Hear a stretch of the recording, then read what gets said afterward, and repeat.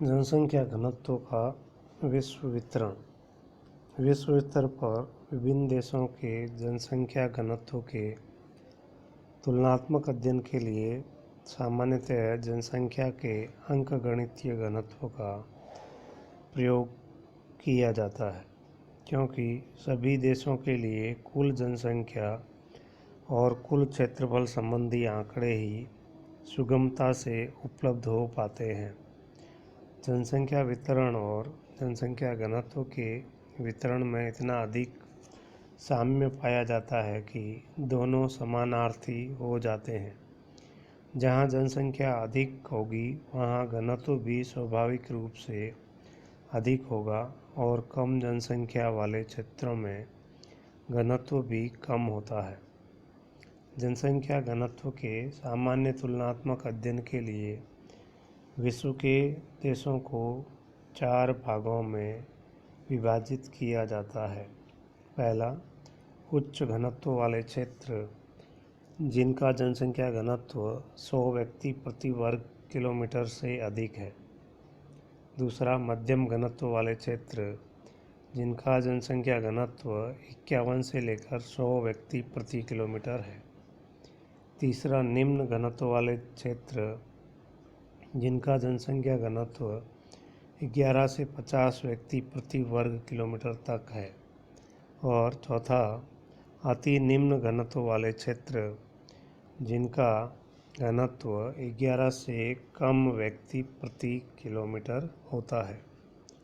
तो पहला, उच्च घनत्व वाले क्षेत्र।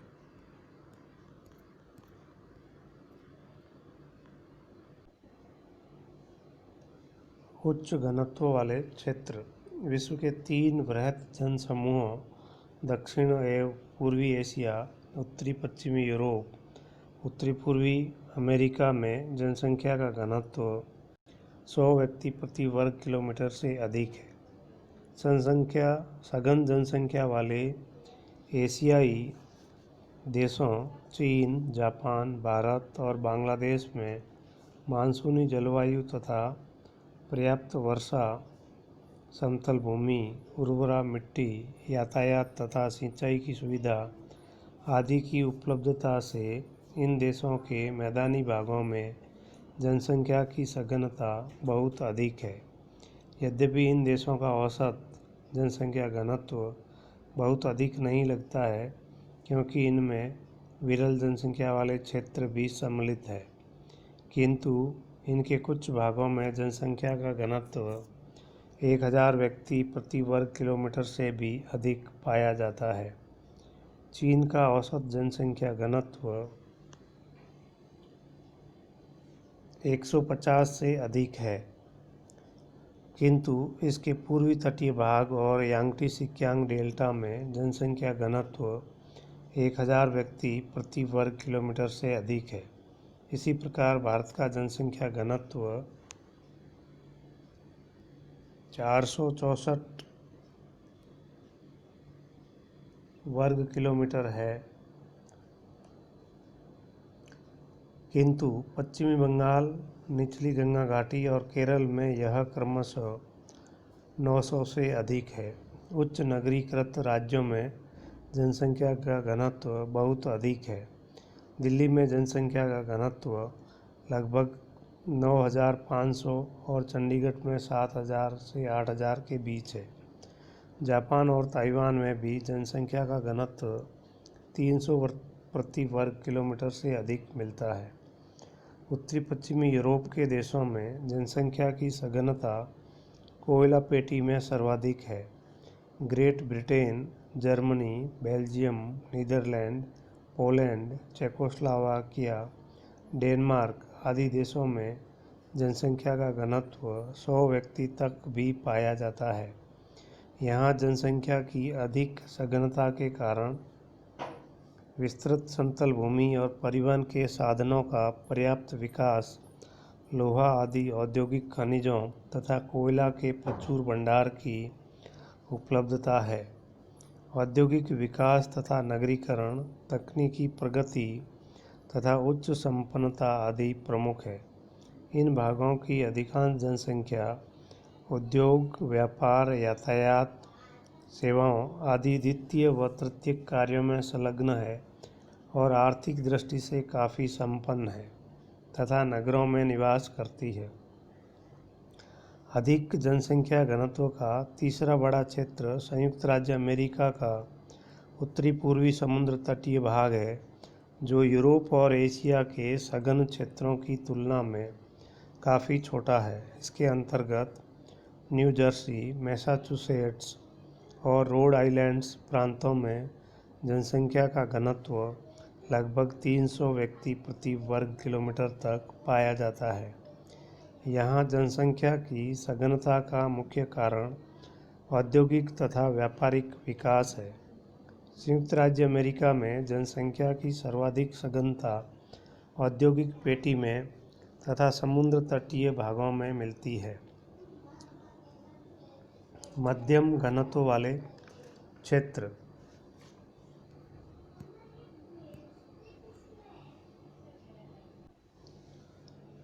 मध्यम घनत्व वाले क्षेत्र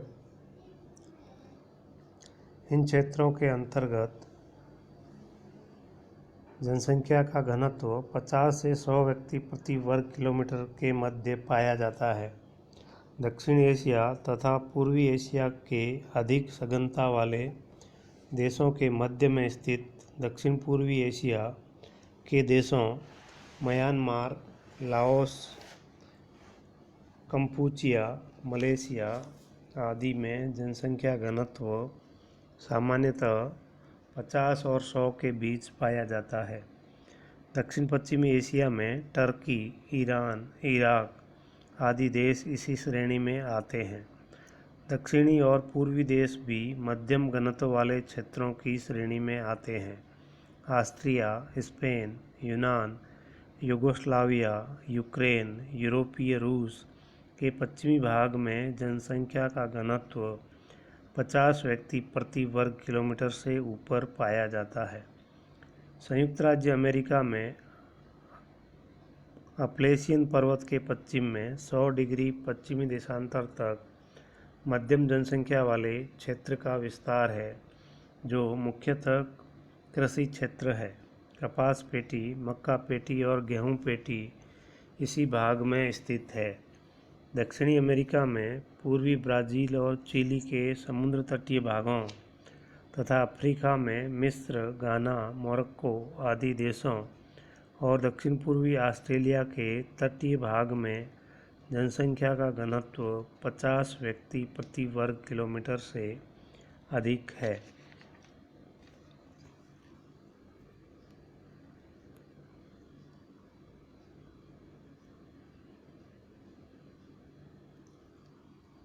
निम्न घनत्व वाले क्षेत्र इसके अंतर्गत वे सभी क्षेत्र सम्मिलित हैं जहां जनसंख्या का घनत्व 10 और 50 व्यक्ति प्रति वर्ग किलोमीटर के मध्य है। विश्व के जिन भागों में वर्षा की कमी, जलवायु की अनुपयुक्तता, कम उपजाऊ मिट्टी, घने जंगल, यातायात के साधनों की कमी और दुर्गमता पाई जाती है तथा जीवन यापन के साधन सीमित है, वहाँ जनसंख्या बहुत विरल है। ऐसे क्षेत्रों में अस्थायी या स्थानांतरणशील कृषि, पशुचारण, आखेट आदि से जीविका चलती है। लगभग संपूर्ण दक्षिण America, Ecuador, Colombia, Venezuela, Uruguay, पश्चिमी संयुक्त राज्य अमेरिका, ऑस्ट्रेलिया के मरे व डार्लिंग बेसिन, न्यूजीलैंड आदि कम घनत्व वाले क्षेत्रों में से है।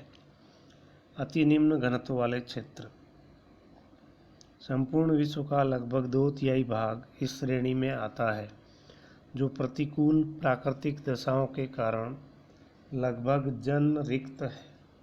केवल कुछ ही बिखरे भागों में थोड़े से लोग अस्थायी अथवा स्थायी रूपों में रहते हैं। कठोर शीतल जलवायु के कारण सदैव हिमाच्छादित रहने वाले टुंड्रा प्रदेश, उत्तरी कनाडा, ग्रीनलैंड और उत्तरी यूरेशिया और संपूर्ण अंटार्कटिका महाद्वीप जन रिक्त है। ग्रीनलैंड के केवल दक्षिणी तटों पर कुछ मनुष्य रहते हैं। विश्व के बड़े बड़े मरुस्थल भी जन विहीन है।